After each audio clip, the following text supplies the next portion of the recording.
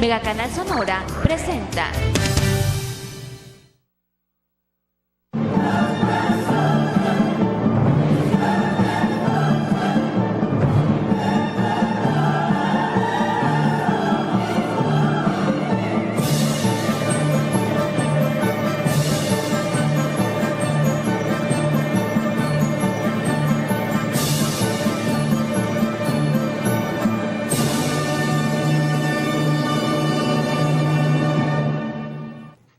¿Qué tal? ¿Cómo están? Qué gusto saludarlos de nuevo en su programa Voces de la Historia en este día de semana de diciembre, ya en época prácticamente de fiestas decembrinas. Antes de empezar, quiero mandar un saludo a mis amigos de Obregón, los famosos asistentes, organizadores del evento Abelandia, un grupo de amigos que se reúne cada inicio de años. Este año, pues, próximo año en enero, pues, es la fiesta de ese grupo de amigos. La semana pasada estábamos hablando preguntándonos, ¿sirvió para algo la revolución en este país? Seguimos ahora. Bulmaro Pacheco está de nuevo con nosotros aquí para hablar de eso. Y lo primero que te preguntaría, Bulmaro, gracias por venir, es, en casi todos los países latinoamericanos democráticos por tradición, sus constituciones fueron reformadas en el siglo XX, segunda mitad del siglo XX. No duraron más del siglo XX. ¿Por qué la Constitución mexicana de 1917 cumple 100 años el año que entra y sigue intacta? Pues mira, es una cuestión que hay que estudiar país por país porque, como dices tú exactamente, Chile, Uruguay tenían tradiciones añejas. La Suiza de América. De control constitucional, de manejo de la situación política. Pero de repente, entre 1940 y 1985, 86, vinieron golpes de Estado. Dictaduras militares en todas partes. En Chile, Pinochet, en Uruguay, Bordaberry, Paraguay, Geisel en Brasil. Yo creo que se salvaron Costa Rica, México, un poco Colombia porque tuvo sus agitaciones, y un poco Venezuela hasta Rojas Pinilla, y que retomó Carlos Andrés Pérez. Aunque Colombia tuvo su Bogotazo y tuvo dictadores civiles, pero dictadores. Pero menos que crueldad que Chile, Uruguay y demás, donde hubo exiliados, muertos, movimientos guerrilleros, aplastar la izquierda. El Salvador. Tiene su explicación, es decir, la vez pasada discutíamos, México tuvo un periodo muy duro de adaptación revolucionaria, digámoslo, entre 1914 y 1920. ¿Qué viene ahí? Bueno, derivado de la muerte de Madero, viene el golpe de Estado de Huerta, viene la rebelión de los revolucionarios, los del ejército constitucionalista, que estuvieron trabajando del 14 al 17. 2 años y medio les duró. Para hacer la Constitución, luego viene la presidencia Carranza. Pero un problema que no se resolvía políticamente, y espero que se resuelva bien en los próximos años, era la transmisión del poder. Carranza, por ejemplo, dice: un candidato civil porque la gente está harta de militares, como ahora se dice, no, un candidato ciudadano porque ahora la gente está harta de los políticos. Siempre hay un subterfugio, un invento que crear en eso de política. Una ilusión. Sí, quieren meter al embajador de México en Washington, Ignacio Bonillas, de Cananea, precisamente, gente del grupo de Carranza, y los militares le dicen, no, le toca... A los que ganamos. A los que ganamos, a los que hicimos la revolución, a los que te ayudamos a llegar al poder. Y le toca al general Álvaro Obregón, por si no lo sabías. Bueno, viene la rebelión, viene el plan de Agua Prieta, viene la muerte de Carranza.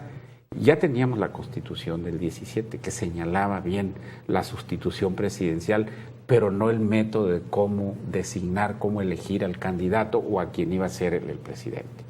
En 1923 nos vuelve a tronar la bomba porque Adolfo de la Huerta, secretario de Hacienda, dice: quiero ser candidato. Sigue inestable el país. Ya Álvaro Obregón dijo, pues va a calles, viene la rebelión de la huertista, y por eso también comentábamos que Álvaro Obregón no tuvo mucho tiempo para crear instituciones, porque primero no tuvo el reconocimiento del gobierno de los Estados Unidos 3 años, que le decían: la Constitución, no retroactividad en minería, en petróleo, en esas cosas, y en tierra.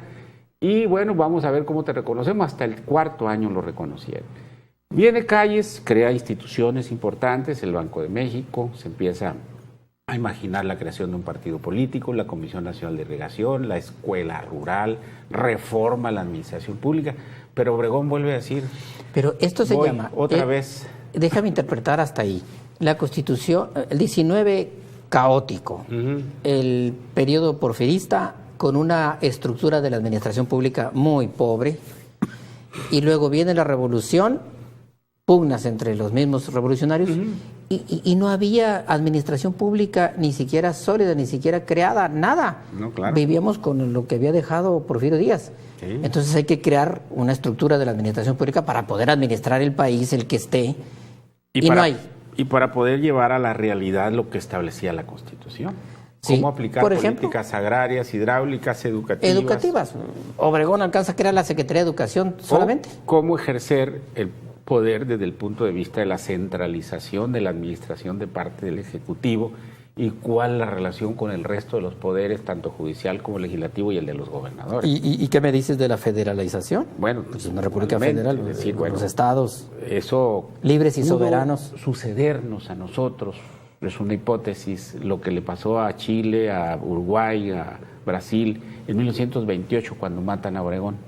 Que Calles hubiera dicho, señores, me quedo, o que Obregón hubiera sido reelecto, no lo matan, me quedo, por ejemplo, ¿no? Y les sobraban armas para lograrlo. Es una hipótesis que gracias a la sabiduría política y al patriotismo, hay que abonarlo en ese sentido, de Cárdenas y de Calles. Calles que no quiso quedarse, pues ahí manejó atrás a Portes Gil, a Abelardo Rodríguez, a Pascual Ortiz Rubio, pero eso evitó que el país entrara a esa etapa. Respetaban la Constitución, pues, Totalmente, creada bueno, por ellos mismos.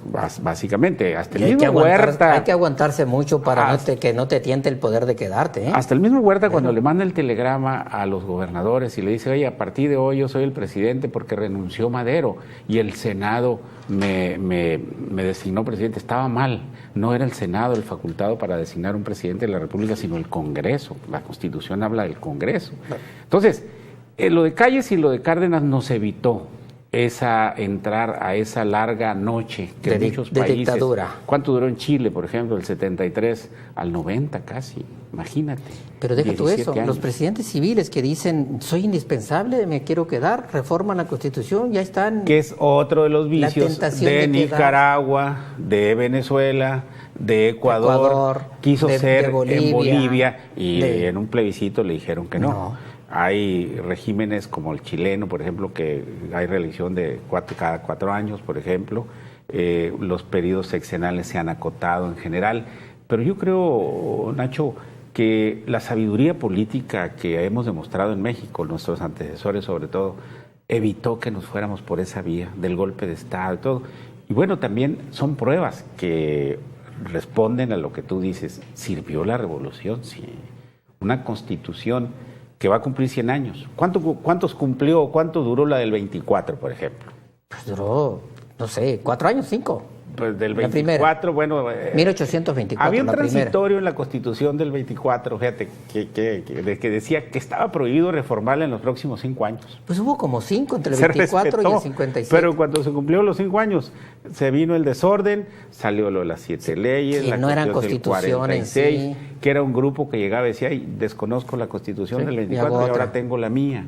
Bueno, así nos fuimos hasta el 50. Central y federal, República Central, República Federal, liberales contra conservadores. Así es, y así viene hasta el 57. Hasta ganan los liberales, el 57. Hasta que el 57 ganó los liberales, pero el presidente encargado de aplicar la nueva Constitución da golpe de Estado, pues, como un Ford. Entonces, sí. Da golpe de Estado a nombre de desconocer la Constitución que él mismo prohijó, aprobó y demás. Sí. Bueno, entonces es cuando viene el desorden en México entre la Constitución, luego la persecución de Juárez, el arribo de un príncipe extranjero, y eso, bueno, un gerente. Qué bueno que no se repitió en el siglo XX, porque muchos que dicen ahora que llegó Donald Trump a la presidencia, peores circunstancias hemos vivido. Nos cercenaron el territorio en el 47. Imagínate hoy en día una bandera de un país extranjero ondeando en el Palacio Nacional. En el Palacio, como en 1814. Francesa o norteamericana, lo que 1847. Imagínate. Invadido de soldados extranjeros. O barcos no dejando entrar embarcaciones a Veracruz en 1914, o a Guaymas en algunos casos también. Sí. Bueno, digo, quieren más en ese sentido. Bueno, yo creo que lo de Trump, cuando menos ya Trump está muy acotado por el Congreso. De su propio país. De su propio país. Y de la población de su propio... Pero bueno, Gulmaro, esa es la permanencia del que dirige el país, que es el presidente, el respeto a la Constitución y lo que dice la Constitución, que es la madre de las normas de cualquier república. La Carta Magna, digamos. Sí. Pero había que expedir leyes secundarias para reglamentar lo que había que hacer. Para eso es la administración pública y para eso las leyes secundarias, para que digan cómo hacerlo. No sé qué, Ministerio de Salud, sí, pero ¿cómo lo voy a hacer? No había dinero. Salud Pública, Secretaría de Salud y Asistencia, pero también resolver grandes problemas, porque los críticos de la Revolución y de la Constitución salen con un argumento muy frágil en cuanto, ¿por qué no se resolvieron todos los problemas con la Revolución? ¿O por qué la Constitución, con todos sus principios agrarios, obreros, de garantías individuales, no resolvió los principales problemas? Porque no eran problemas de leyes, es un problema de organización del poder, de la administración pública, de tener los recursos y económicos, porque no había ni gente educada. Ponernos de acuerdo.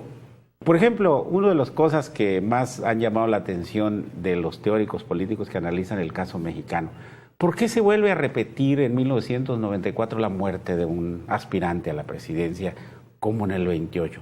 ¿Que no habíamos avanzado suficiente como para resolver esos problemas? Se supone que decía sí. Carlos Fuentes cuando vivía en aquel tiempo, y de las primeras explicaciones que daba acerca de del crimen de Colosio.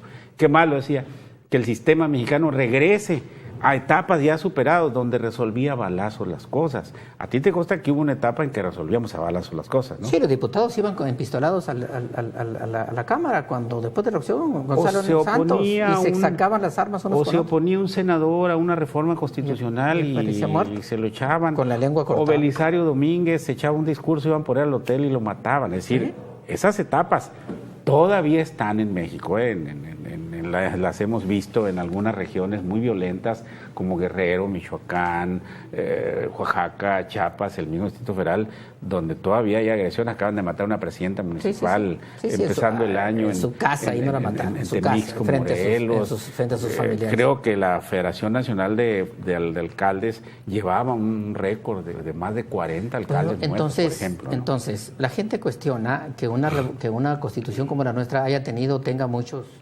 reformas que le llaman parches. ¿Eso es bueno o malo? Bueno, la Constitución se tiene que ir adaptando. Todas las constituciones del mundo se tienen que ir adaptando a los cambios. Porque dicen, no, ¿y cómo la Constitución de Estados Unidos sigue igual de 1786 que fue aprobada? Sí sigue igual, pero la Corte en sus sentencias cuenta como reformas constitucionales. Todas las enmiendas y todas las sentencias de la Corte equivalen a una reforma constitucional. Y eso pega a las leyes secundarias, pues. Totalmente. Se reforman cada mes. Hay una Por ley ejemplo, la diferente Constitución de los Estados Unidos en sus orígenes no contemplaba el matrimonio igualitario, no contemplaba los plebiscitos para la aprobación del uso de la marihuana en los estados. Ni lo contempla porque no se ha reformado, pero sí ha habido resoluciones de la Corte que hacen... Y tuvieron que reformarse en varias ocasiones porque así como a nosotros nos mataron a Carranza, a Madero, a Colosio, a ellos les balacearon, mataron a Lincoln, le mataron a Harding, balacearon a Reagan todavía a principios de los 80. Es decir, el fenómeno del poder cuando se enfrenta a la legalidad y la operación política cuando se enfrenta al libre juego de las fuerzas que no las puedes evitar. Y la ambición. La ambición del poder, que es una enfermedad. Vamos a hacer una pausa, llegamos a la mitad, regresamos en un minuto, ahora sí para hablar de las instituciones que se crearon a la sombra de la revolución. Regresamos en un minuto.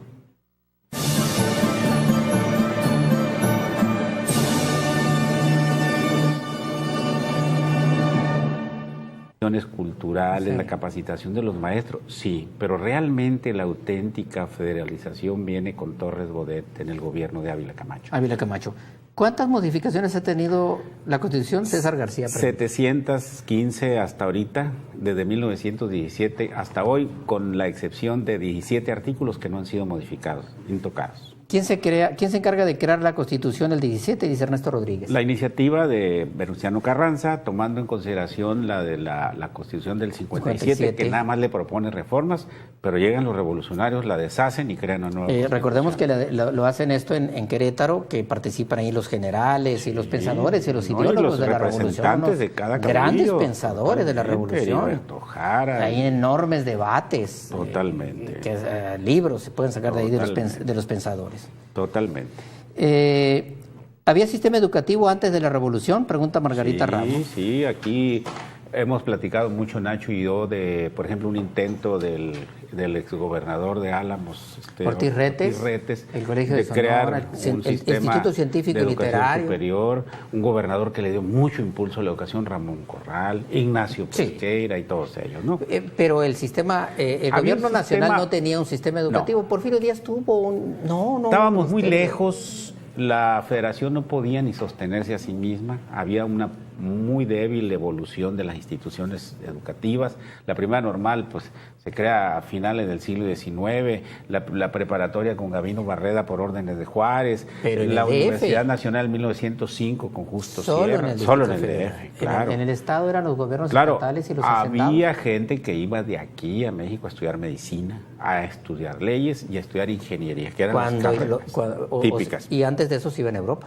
Entonces iban a Europa o a Estados Unidos. Hay Sí. gente que construyó la estructura ferrocarrilera, la de carretera original de Sonora a fines del siglo XIX, que estudió en universidades En de Estados Estados Unidos. Unidos. Así es. Bueno, entonces pasemos a las instituciones. ¿Cuándo nacen estas instituciones ya fuertes, en forma? ¿Con Cárdenas? Pues mira, Obregón, decíamos, no tuvo tiempo. Obregón creó la SEP, la infraestructura y los programas educativos. Y los libros que Vino publicó. la rebelión de la huertista, no hubo dinero, no hubo reconocimiento de los Estados Unidos y viene Calles y crea las principales, las primeras. Refuerza la Secretaría de Hacienda, los ferrocarriles, define una política exterior, crea la Comisión Nacional de Irrigación, crea el Banco Único de Emisión, crea la Escuela Rural. El ejército. El ejército reforma también. con Amaro. No había policía era un preventiva, desorden no había total. policía preventiva, no había procuraduría, no Era había una policía estructura investigadora, no había nada de eso. totalmente. Y Calles es una personalidad, híjole, impresionante en ese sentido, porque duró muy poco de gobernador de Sonora y reformó todas las instituciones. Sí, en Llega poquísimo tiempo. al gobierno federal, ya había viajado él por Europa, por Estados Unidos y demás, y se aplica a una reforma general. Sí. Impresionante. Sí. Por eso cuando muchos dicen, ¿por qué los sonorenses duraron del 20 al 34? Bueno, pues porque traían ideas, Muchas. porque supieron gobernar, Muchas porque hicieron ideas. política, porque eran un grupo que no estaba dividido de fondo hasta que vino la bronca con Fausto Topete, la muerte de Obregón y demás. Pero realmente impulsaron lo que es un reformismo basado en sus propias experiencias. Pero fíjate vividas que en curioso, Sonora. siempre que hablamos de eso pensamos en los generales, los militares, pero nunca, y quiero hacer una investigación sobre eso, nunca reflexionamos sobre los hombres, pensadores, intelectuales que estaban detrás de ellos.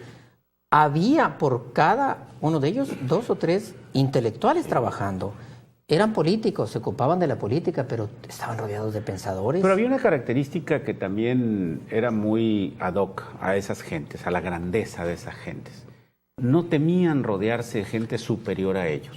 Y no les tenían miedo a los inteligentes. Por ejemplo, Cultos. Obregón nunca le tuvo miedo a Vasconcelos. Al contrario. Calles no le tuvo miedo a Pani. Pero por Vasconcelos ejemplo. le tenía mucho miedo a los rifles. Bueno, sí. Eso sí, y entonces... Y participó con ellos, viajó a caballo. El país era un país que daba pocos cuadros políticos y acuérdate que como nada está predeterminado, cuando menos es lo que yo creo decir, la historia la hacen los hombres de carne y hueso, con sus acciones.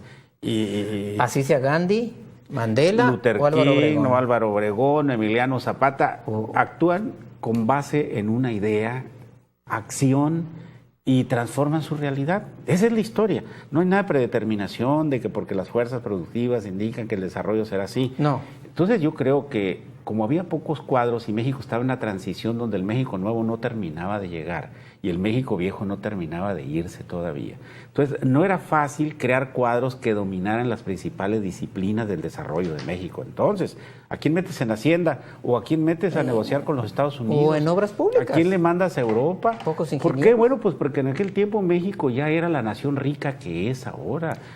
A propósito de rica, hay una parte importante de las instituciones. No había un sistema fiscal. ¿No? No había. No.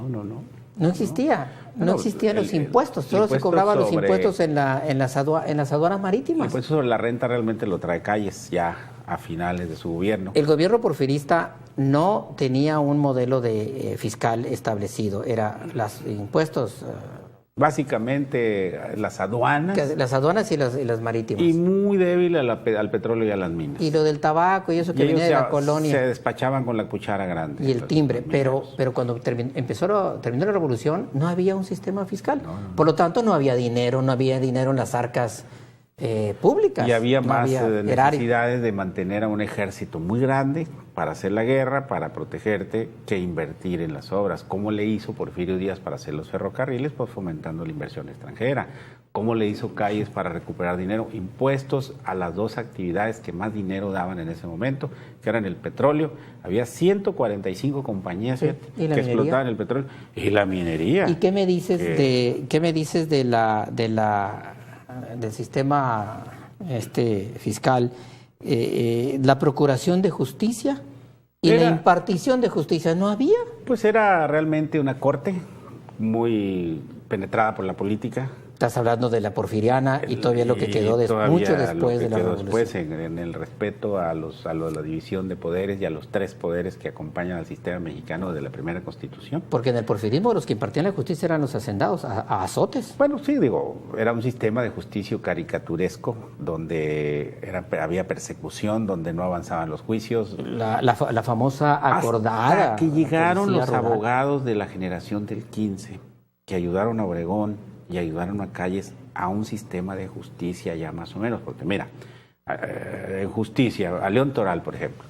A León Toral lo quieren matar el mismo día que mata a Obregón, el 17 de julio del 28, hasta que alguien dice, vamos a un juicio. Sobraban pistolas. Condenan a muerte, pero le hacen un juicio sonado, que se han sacado tomos de los grandes debates de los defensores de Toral, como Sodi, por ejemplo, Sodi Payares, Sodi de la Tijera y demás, que se enfrentaban a los acusadores con argumentos muy buenos, porque en ese tiempo operaba en México el sistema oral, por ejemplo, el juicio. ¿Y determinan fusilarlo o no fue una orden del presidente? Fue una sentencia directamente, que se le fusilara. Existía el fusilamiento, la pena de muerte. Pero se le hizo juicio, no el juicio como antes en los revolucionarios. Sumario. Hay una anécdota que me ha platicado Nacho aquí, que yo disfruto mucho cuando la platico, que de repente agarraban a un disidente político y decían, instrucciones, señor, las que de acuerdo al reglamento procedan y demás, y cuando le informaban, señor, ya ejecutamos, esa no era la instrucción, pues, pero era el juego de antes, ¿no? Era el sistema de justicia. ¿Eso fue lo que encontró la revolución ya que terminó? ¿Eso? Claro. O mátelos en caliente o la famosa ley fuga. Sí, por ejemplo, cuando Serrano le consulta a Obregón, que ya agarró a Manuel M. Diegues, por ejemplo, y le dice, señor, acuérdate de las aportaciones en la huelga cananea, ejecútalo. Nuestro amigo. Oye, después le vuelve a hablar, le dice, oye, Diegues, un símbolo de la revolución, ejecútenlo.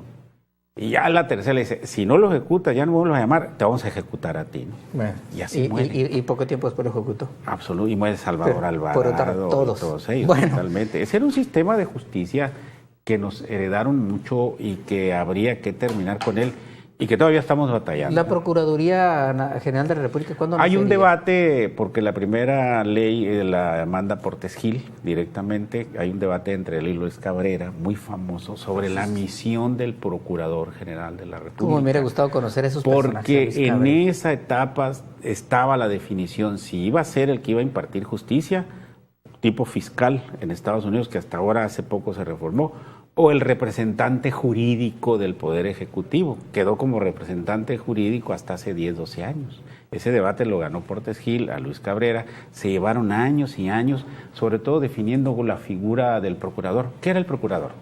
Pues era el representante jurídico del Estado, pero era también el que como Ministerio Público, de acuerdo al artículo 21 de la Constitución, le correspondía la persecución del delito, el monopolio de la persecución del delito, que es lo que ha hecho crisis en los últimos años. ¿Queda algo pendiente que esté en la Constitución y que falte por hacer en la realidad, llevarlo a la realidad? Hasta hace poco se debatía quién sustituía al presidente, por ejemplo, si le daba un infarto, por ejemplo. Ante el terror que tuvimos de la vicepresidencia cuando Porfirio Díaz. Y que se eliminó con Pino Suárez. Ajá. Ya ahí acabó la vicepresidencia. Todavía, ¿qué tanto hace de eso? Que no sabíamos qué iba a pasar si le daba un infarto al presidente, se estrellaba el avión.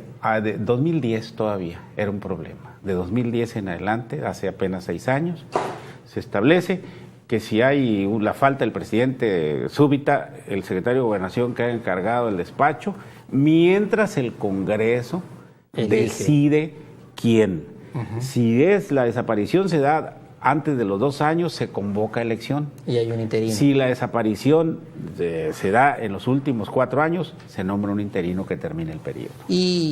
Y lo de... Claro, hay candados en la misma Constitución Claro. de que no puedes cambiar el gabinete y no puedes participar como para que no haya candidato y todo lo caos demás. y no vaya a haber un golpe de Estado. Pero ese problema, por ejemplo, que le pasó Como en a, otros países. a Panamá, a su presidente lo tumban en avión, al de Ecuador, ¿Ah, sí? igual, a Es Torrijos, cierto, a Torrijos. Jaime Roldós, Es ¿te cierto, acuerdas? es cierto, En sí. un avionazo se mueren, ¿y qué hacer?